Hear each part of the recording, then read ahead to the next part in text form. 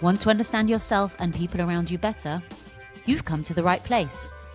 Welcome to A Normal Family, a mini-series packed with intriguing stories, relatable experiences, and a fresh perspective on what family really means in the 21st century. Talking to real people, we'll look at the secrets, scandals, and stories that shape our understanding of family and ourselves, and show that none of us is normal, really. My guest for my first full-length episode is Denise Larkin. I was fostered when I was 5 months old, and they adopted me when I was 2. And then my adopted mum left when I was 6, and my dad was an alcoholic. And then I fell pregnant at 14. She's been through a lot, but she still made me laugh. This is what she said to me. She went, "Fucking hell." And you won't believe how tarot helped her find her biological family. Standing in my front room, and it was so surreal. It was getting goosebumps. It was madness. I hope you're inspired by her path to healing. To talk about things. Let's get started. That is the only way to move on with your life. 100%. Therapy is life changing. Thank you for joining me, Denise. To start off, I like to ask our guests where they are in the world. Okay, so I'm in sunny Hertfordshire today. Lovely. And I'm in not so sunny Lisbon in Portugal. Oh, wow. Yeah. Fabulous. So, Denise, you came through to A Normal Family Instagram page and you kindly sent me your book, The Notice Board, A Quest for Family, which I read in a couple of days. And as we get into the conversation, the title of the book will start to make sense. But I'm really glad we had a chance to talk now. I want to start with when you had your son, Michael. Mm-hmm. And falling pregnant with him to your then boyfriend when you were just 14. Yeah. Can you remember the moment that you found out that you were pregnant? Well, obviously I was still at school, so I was squeezing into my skirt and not even thinking that I was pregnant. I was definitely 100% in denial, 100%. Even though I was having sex, it didn't even cross my mind. And my tummy was getting bigger and bigger. And I thought, oh my God, something's going on. So I went to the doctors and the doctor said, yeah, you're at least 4 months pregnant. And I was like, oh my God. And then, it hit me and I went home and my then boyfriend, Mick, the father of Michael, brought his mum to my house and we all sat down and Mick's mum said, Denise is pregnant, and my dad, being probably drunk as usual, all right, okay, yeah, that's fine, don't worry, we'll sort it out. And I went to the hospital to have a termination because I was 14. How am I gonna look after a child that young? And I went to the hospital and I was sitting in the waiting room to speak to somebody about it. And my dad said to me, you don't have to go through with this if you don't want to. And I just thought, I really don't want to. And that was it. And as much as my dad drunk every day, he was still there for me. He did help me bring up Michael. But if it wasn't for my dad saying that, it probably would have turned out differently. Yeah. Can you remember how you felt sat there in the hospital, trying to make sense of everything that was happening and how you felt? Yeah, I'm one of these people that I do listen to professionals. I'm very law-abiding. And I think if I went into the room and they said to me, this is your best decision, you really need to do this, you're too young, I probably would have gone through with it. Right. But because I was in the waiting room with my dad and with him saying that, it made me think, yeah, I don't want to go through with that. I want this baby. And at that time, I was in love with Mick. Even though I was 14, we had a very, very volatile relationship, but we loved each other. In the way that teenagers do. Absolutely, yeah. Yeah. And so you were going to go and talk to the hospital about having an abortion, but then you came back to Mick and said you changed your mind. How did he and his family react? They were fine. Good. No one ever You felt supported. Yeah, I would. Yeah, I suppose you could call it that. Yeah, roundabout way. Go on. I can't ever remember them saying you can't have this baby because I think that would stick in my head. So I just said no, I'm keeping it, and we just plodded on. Yeah. And so he was born in 82. You were 15 by the time he was born. Yeah. What was it like being a young mum? I think because I had Faye at 39, that is an older mum these days. So a younger mum and an older mum, younger mum, easy peasy, because you don't know anything. You don't know about cot death and meningitis and paedophile. You don't know about anything like that. So it wasn't a worry.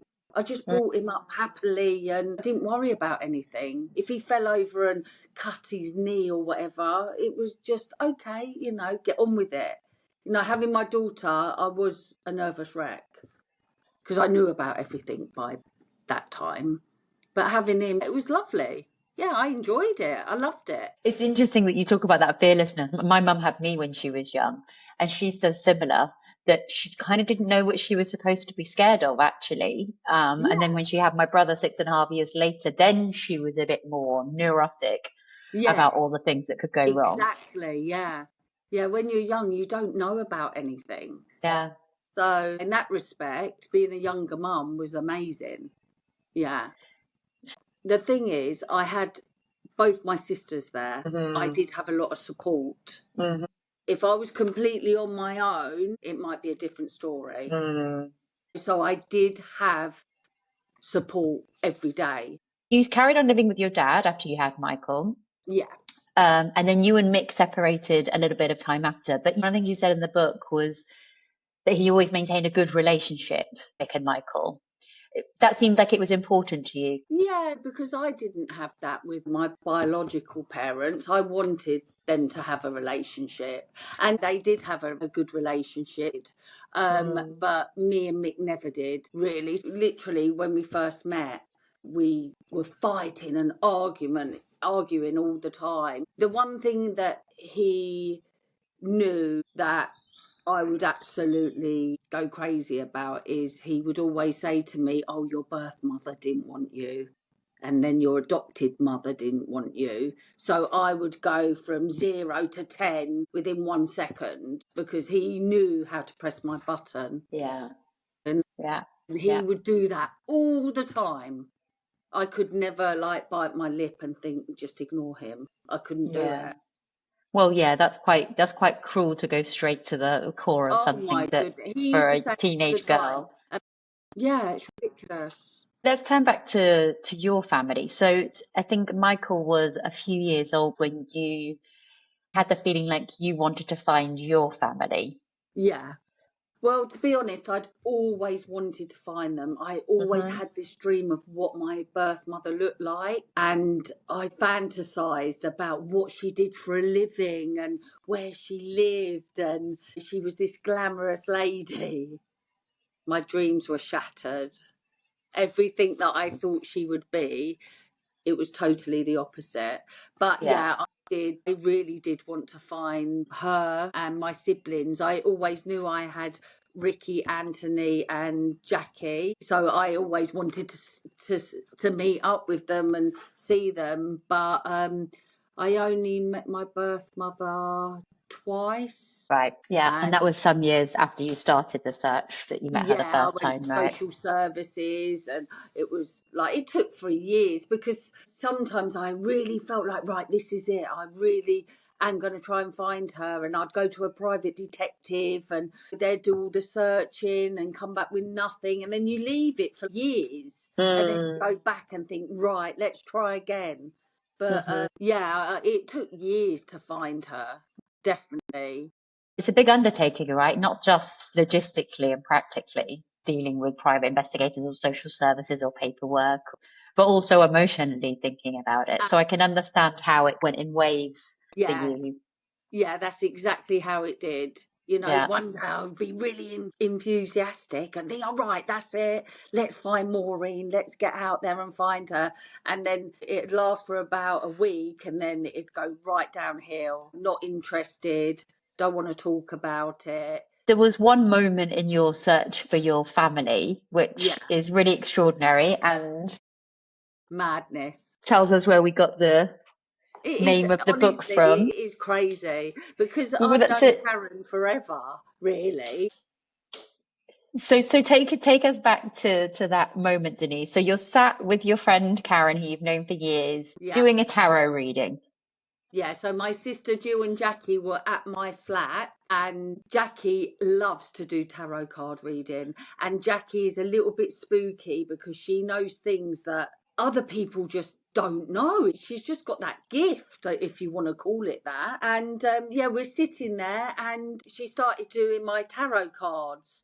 And then Jackie turned this card over and she said, "This one says, what you want to know about your life is in this room." And I was like, "What do you mean?" And she said, "Well, it's saying that what you want to know about your life is in this room." And I was like, I don't understand. That's crazy. And then Karen was looking at me as if to say, what's going on? What is it? And I said, "Karen, I'm going to tell you, I was adopted." And she was like, "No, what? Jackie, aren't your real sisters?" And I was like, "No, I was fostered with my mum and dad, and then I was adopted by them." She was like, "Oh my God, that's unbelievable." I said, "Yes, I've been for my mum, Maureen, for like years and years." And she went, "Maureen?" She said, "That's really weird." She said, "You know that girl I used to live with, Susan? I swear to God that was her mum's name." And Jill and Jackie were like going, you know, looking at her as if she was mad. And Karen was like, "Honestly, I'm not joking. I swear to God that was her mum's name." And I said, "Oh, there was Ricky and Anthony." She said she had a brother called Ricky. She had a brother, and it all got mad. And she said, "I'm going to go home and get my Filofax and get Susan's number and come back and we'll ring her." And it was so surreal. It was Get goosebumps. It was madness. And she literally come back and she rung her. Susan was like, "Oh my God, hello stranger. I haven't, spoken to you for God knows how long." And I could hear like that. And Karen was like, Susan, what's your mum's name? What's your, and she said, "Maureen." And I was like, and she said, "Susan, I've got a girl called Denise here and her mum is Maureen." And we were talking on the phone for a little bit, and then she drove round because she only lived in Kilburn and I was in Edgware, so it only took her about half an hour to get to my house. And there she was, standing in my front room, and it was like madness. So that was in the space of what, like 60 minutes or something? Yeah, You went from having fun with your girlfriends to being stood face to face with your biological sister for the first time. yeah. So going into Karen's house every day, and she had her notice board on the wall, and me and Susan were next to each other like that. You know the photo where you get your passport photos? That Yeah, big. photo. We were next to each other. She was there and I was there in two separate photos. Isn't it extraordinary how your lives were running so close to one another, but neither of you might have known of one another, but didn't understand the significance of who you were to each other?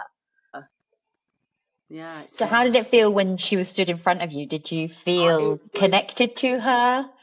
I swear to God, it was probably the happiest day, because obviously she knew Maureen and she knew Ricky, and it was just unbelievable. I just was so happy, yeah. And then Ricky came round that night. I was going to say, yeah, then you also met one of your brothers. Yeah, so I met Ricky. He drove round in one of those Volkswagen camper vans. Yep. And he near enough got to my house, but then it broke down. And I drove round and met him, and that's the only time I met him there, and I didn't see him again after that. Yeah. Because he sadly passed away a bit after that. Yes. Yeah. And then I found out Anthony did as well. He committed suicide. How did it feel to suddenly have biological family? Did you recognize yourselves in each other or notice quirks or things that were the same? Totally. Our fingers were the same, and I could definitely see myself in them. Yeah. 100%. Yeah. It was crazy. And that day I met Ricky, he didn't know that his name was Frederick. He'd been born, and that was on his birth certificate, Frederick. But he never knew that. He just thought he was born Ricky. It's interesting that you all have little pieces of the puzzle. Some of you know some things, others of you didn't know other things. Yeah. And it sounds like it was a little bit of a opportunity for you all to put the pieces together and try and work out what actually happened over the course of Maureen's life. Yeah, definitely. But no one knew about me. I knew about Ricky and Anthony because of my parents. They were in touch with all social services and everything, but they didn't know nothing about me because she hadn't said anything to them. Well, let's talk a little bit about your mum then. So you said that over the course of several years would spend more and less time trying to find her, including to use a private investigator to talk to social services. Yeah. Tell us about the day that you actually finally found her and tracked her down. So I found out that she was living in the Brixton area. Mm-hmm. And so we went to Brixton and we just knocked on everyone's house. Knock, knock, knock, knock, knock, knock. Asked them, do you know Maureen McElbride, do you know? She'd been married a lot of times. She'd changed her name a lot of times. So we had to keep saying, well, it could be this, it could be that. And we knocked on this door and he said, I know her. And he'd been out with her before. And he said, I think she lives at house in Brixton. She's with another guy. Yeah, we knocked on the door and this guy answered. And I said, oh, is Maureen there? And yeah, she was. It was madness. It's such a blur. And all three of us went into the flat. I could see she hadn't got any money and, she had teeth missing and, nothing what I expected. Smoking like mad. Yeah, so tell me a little bit about that difference between what your expectations were and then what was the reality that you were met with. I pictured her slim, glamorous, brown hair, working in like an office. And I always had that vision in my head, always, because I just thought she'd be a lot like me. To be honest, she did look like me, but when she was younger, she looked more like I could see myself. I really thought, my God, she really looks like me. But when I met her, she was overweight. She didn't wear no makeup, scruffy, smoking, no teeth. And I was like, oh my goodness. And then I gave her some money, bought her cigarettes. And then I was driving home and she did not stop ringing me. She just rang me and rang me. Oh my goodness, it was very overwhelming. Yeah. What do you know about your mum's upbringing? Because she had 6 children in total, is that right? Yeah. All of which she ultimately gave up and didn't have much of a relationship with. So what do you know about her background? So believe it or not, when I was fostered and adopted, I lived in Kilburn, and my mum and dad said that if they adopt me, they need to move because they were so scared that Maureen was going to come back and want me. So they moved us to Burnt Oak, where Maureen had been brought up, just round the corner. She lived there with her mum and stepdad, and as far as I remember, Maureen loved her mum and would have loved to stay and live with her, but the stepdad was absolutely horrible to Maureen. So I think there was more to that. She said she had a really hard time living there with the stepdad. And then, Maureen went on her merry way to have lots of children. And I can imagine that you might have quite complicated feelings towards your biological mum and having given up you and your siblings. How would you describe your feelings to her? I felt sorry for her. I just thought, obviously, she must have severe mental health issues to have 6 children and put them all into care, but not even keeping one child. I think she met these men hoping that they were going to have this relationship and live together and have a happy life, but it never worked like that. As far as I know, Ricky and Anthony have got the same father, and then I've got a different father, and then Jackie, I'm not too sure who her father is. And then Debbie and Susan have another father.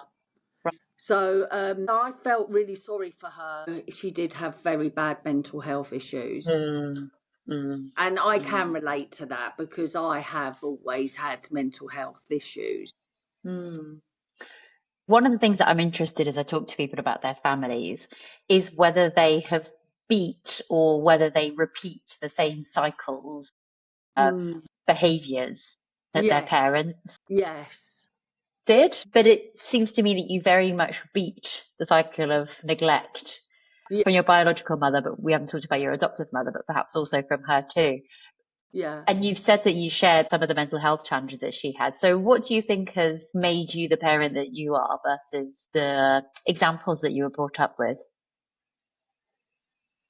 Well, obviously being a teenage mum, I didn't know any better. I was so young. I was a child. I was 14.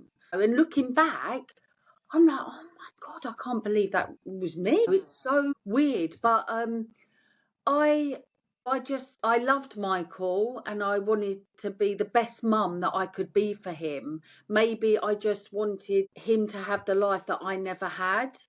And he was brought up in a really happy, loving environment. I've always been there for him. And his dad was always there for him as well. But, my dad was like his dad because we lived in the same house. He did everything for him. It was my dad that went to watch him with me, school plays and, teach him to ride a bike and everything. It was my dad that, was the foundation of the family, even though he went out drinking.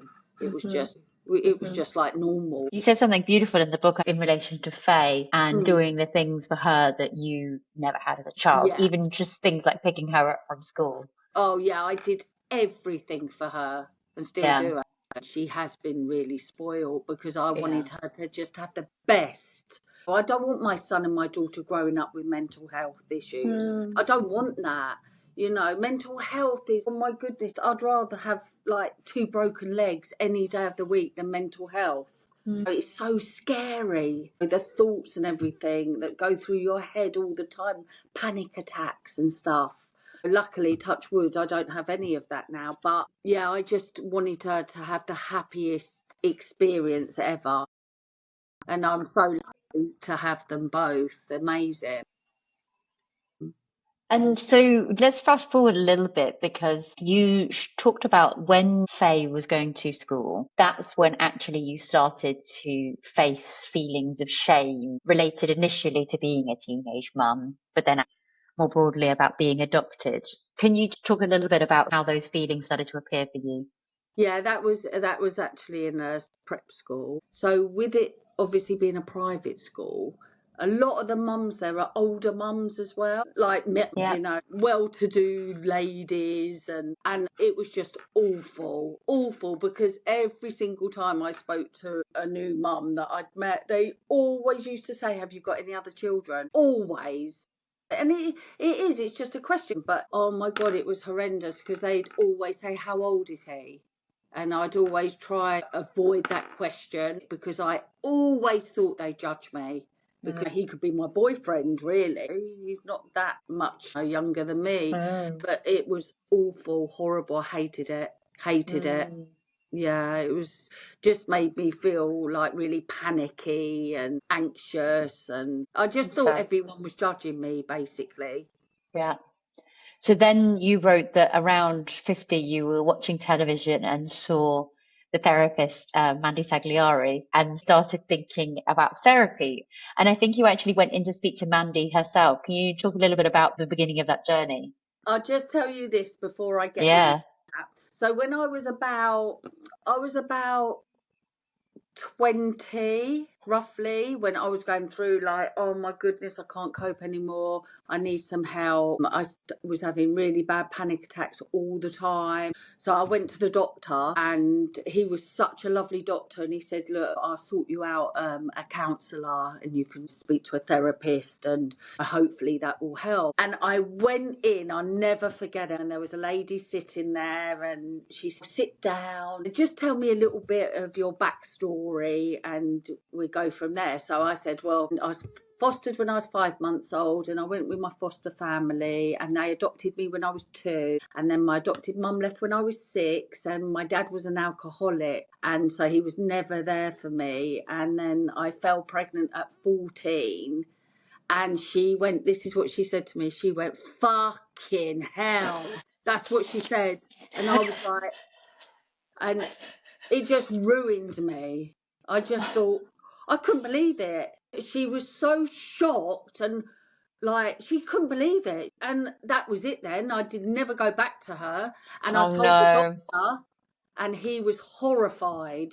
Yeah. He was horrified. And I said, no, I don't want to see anyone. I'll get through Did that it on just my make the feelings of shame even worse? Oh my God, yeah. Right. Yeah. Yeah. So I never went back to her. So that was your first interactions with the therapy system. Yeah. Neither of them especially productive. God. So yeah, so I was watching Mandy Salagari. She used to do celebs in therapy, people like Kerry Katona and Paul Burrell, and I used to watch them, and I'd be like obviously everybody's problem is their problem and how they deal with it, but I just thought they're in therapy. Jesus Christ, that's a walk in the park for me. What they were saying. So I tried to pick up the As in, you phone. mean, oh my God, they haven't been through anything. Do they know they're I bored? felt, and I felt bad thinking that. Yes. But I was like, oh my God, compared to my problems, that's a walk in the park. I would easily deal with that. Yeah. And I thought, well, if she's doing celebrities, I'll give her a call and, see if she can help me. Absolutely. She's on the TV. She must be amazing. It took me ages to actually pick it up and speak to someone. And then, I made an appointment and I met Mandy and I was speaking to her for 50 minutes and she was writing down everything. And I was like on my knees crying and it was just horrendous. And she said, well, you need this. And I was like, oh my God, she said it's going to cost a lot of money. And I was like, well, it's fine. I'll just pay whatever it takes. I want to, I want to lead a normal life. And so basically it become a bit of a laughing joke because I was up there so much. I thought I might as well get a bed and put it in the corner and sleep here because I was having therapy with all different people. For like EMDR and single therapist, and then I was in a group therapy, but it was amazing, and I'm so glad I did it. Were there any particular types of therapy that you found especially useful? Well, the group therapy, we'd have to go round the circle and talk. It's like, that TV program, My Name's John and I'm an alcoholic. It was like that. So for me, oh my God, because I was adopted, it was a nightmare. It was horrendous. It was really, really, really difficult. I'd go in there and I would walk out because I couldn't talk about it. And then by the end of it, it was amazing. What helped you break through that shame? Definitely having EMDR, 100%. That helped me. And then I saw another guy, and there was just 4 women in the group, and we had to sit and talk about my mum as when I was younger. And to be honest, if I knew what I was going to do in that group, I would never have signed up for it ever. It was a weekend course, and it was very traumatic, but it worked. It worked.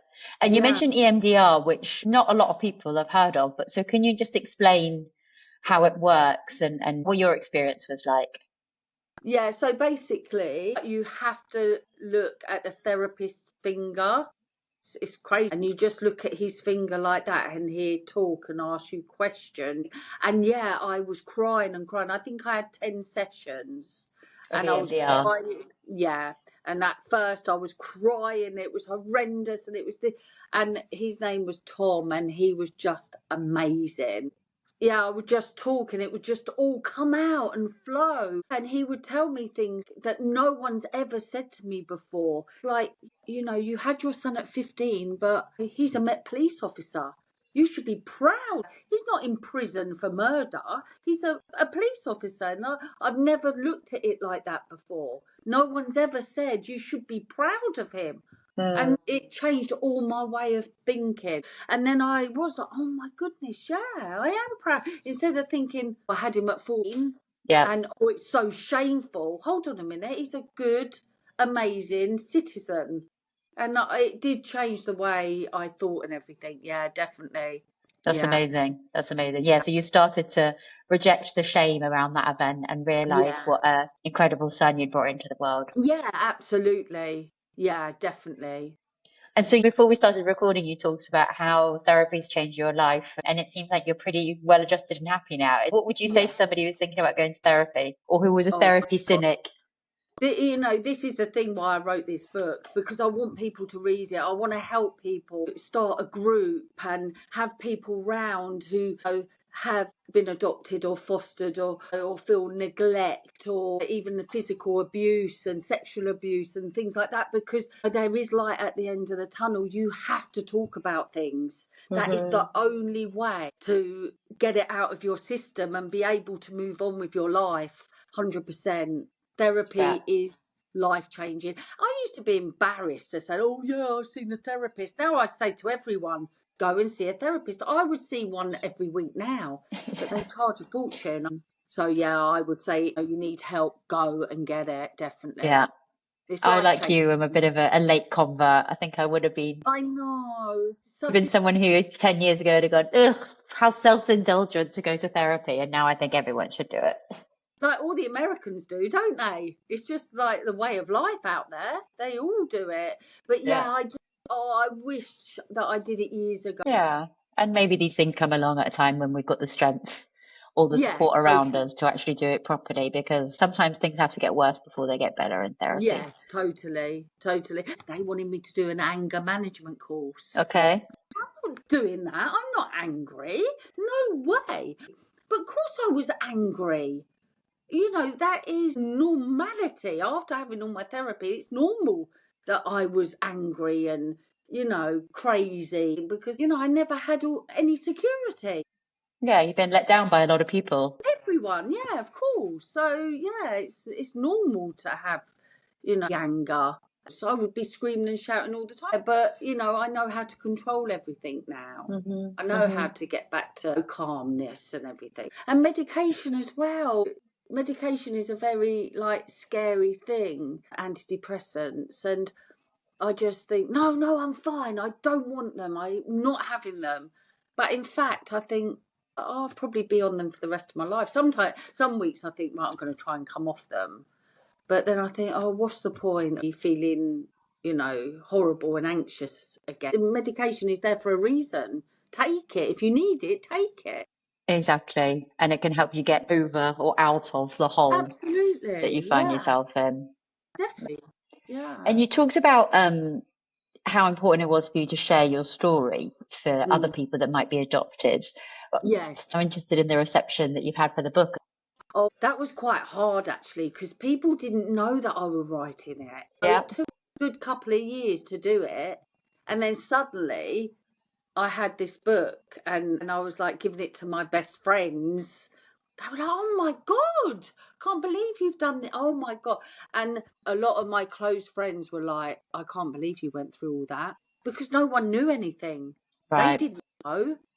One of my friends that I hadn't seen for years, and I met her not that long ago, I gave her a book and she said, I read it, I couldn't put it down, I read it in one go, which a lot of people did say to me actually. Yeah, similar. They just opened it and had to read it to the end. They couldn't put it down. She said she couldn't believe that I had been through that, like fostered, adopted. And she said, I looked at you as the strongest person ever. A lot of people, they send me like a tear emoji when they've read. Yeah. But I don't want people to feel sorry for me. I don't like that. Yeah.